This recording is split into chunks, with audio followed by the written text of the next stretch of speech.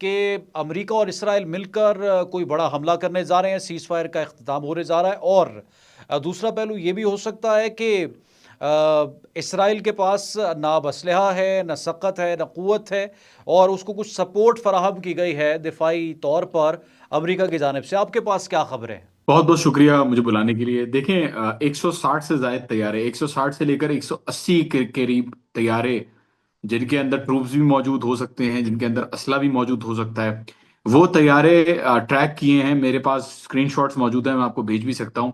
वो तैयारे मूव हुए हैं मुख्तलिफ जगहों के अंदर। ना सिर्फ इसराइल गए हैं काफी सारे तैयारे, बल्कि जॉर्डन, यूएई, सऊदी अरब, कुवैत, बहरीन, कतर, इन जगहों पे यूएस ने कॉन्स्टेंटली जो कार्गो है वो अपना मूव किया है।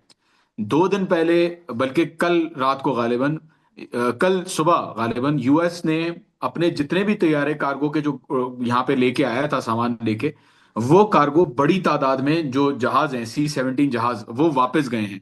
ये इशारा क्या दिखाता है? ये इशारा ये दिखाता है कि यूएस इस वक्त प्लानिंग जो है वो मुकम्मल कर चुका है अपनी अटैक के लिए ईरान के ऊपर।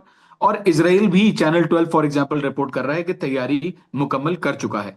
तो यहाँ पे नजर ये आ रहा है कि हमले की जो जो जो इम्कान है, प्रोबेबिलिटी है, वो बहुत ज्यादा है, बहुत करीब है। मैंने पिछले हफ्ते भी जब आपके साथ पॉडकास्ट हो रहा था तो बताया था कि एक्सपेक्टेड है कि अगले हफ्ते ईरान के ऊपर हमला हो सकता है, और यही एक्सपेक्टेड है कि इस हफ्ते कभी भी ईरान के ऊपर हमला हो सकता है। इस हमले के नतीजे में होगा क्या? इस हमले के नतीजे में यही होगा कि ईरान जो है वो रिटेलिएट करेगा।